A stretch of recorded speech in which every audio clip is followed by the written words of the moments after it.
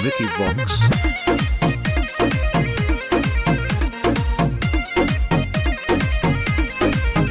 जानू तोरा बिना लागे नहीं मन गे। अच्छा? आज मिले के पालन कर डन गे।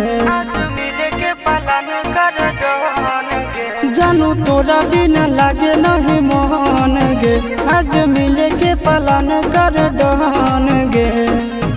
तोरा खात चढ़ जाइबो हम तो पर्वत पर। लिख देबो खत पर चढ़ गया छत पर। बुझली रे? लिख देबो खत पर चढ़ गया छत पर।